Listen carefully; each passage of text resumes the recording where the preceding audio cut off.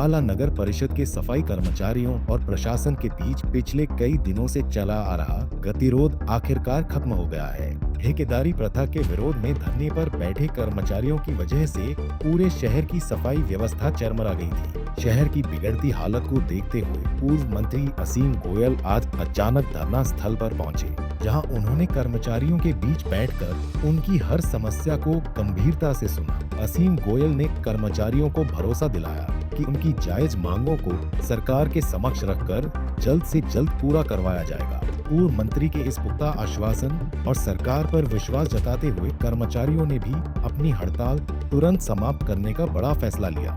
माना जा रहा है कि इस समझौते के बाद अब अम्बाला की सफाई व्यवस्था एक बार फिर पटरी पर लौट आएगी। देखो, अपनी जायज मांगों के लिए कुछ हमारे सफाई कर्मचारी साथी और बहनें बैठे थे।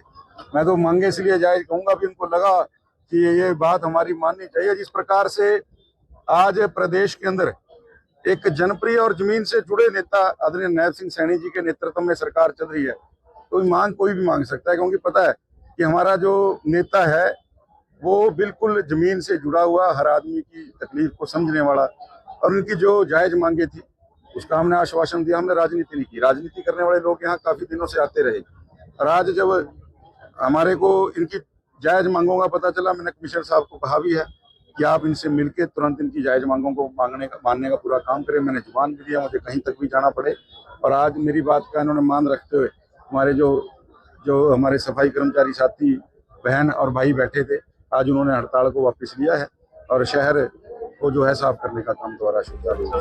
वहीं सफाई कर्मचारियों का मसला हल करने के बाद असीम गोयल अपने पुराने कड़े तेवर में नजर आए। उन्होंने संसद में प्रधानमंत्री के बयान पर सवाल उठाने वाले विपक्ष को जमकर आड़े हाथों लिया।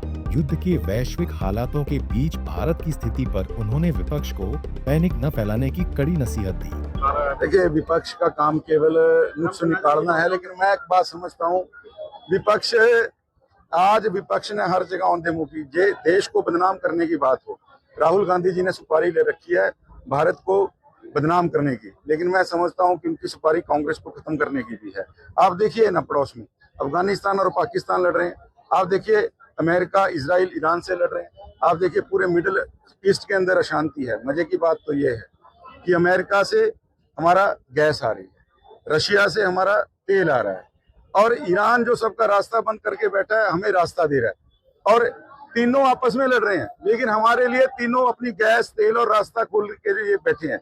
ये कितनी बड़ी हमारे जननायक प्रधानमंत्री आदरणीय नरेंद्र मोदी जी के विजन की जीत है। उनके प्रति सम्मान है सारे पड़ोस के लोगों में, और विपक्ष हमेशा देश को भी बुरा, आदरणीय मोदी जी की बुराई करने के चक्कर में राहुल जी हमेशा देश की जो इज्जत को दांव पे लगाते हैं। मैं समझता हूँ जनता देख रही है, किसी भी स्थिति में घबराने की जरूरत नहीं है। पर्याप्त तेल का भंडार है, गैस का भंडार है, और माननीय मोदी जी लगातार पूरी सरकार इसके ऊपर नजर रखती है। असीम गोयल ने राहुल गांधी पर सीधा हमला बोलते हुए कहा कि उन्होंने देश के खिलाफ सुपारी ले रखी है। उन्होंने जनता को आश्वस्त किया कि भारत के पास तेल और गैस का पर्याप्त भंडार मौजूद है और देश को घबराने की जरूरत नहीं है। कुल मिलाकर आज अम्बाला में असीम गोयल ने न केवल स्थानीय समस्या का समाधान किया, बल्कि कांग्रेस पार्टी पर भी तीखा प्रहार किया। अम्बाला से अमन कपूर, पंजाब केसरी टीवी।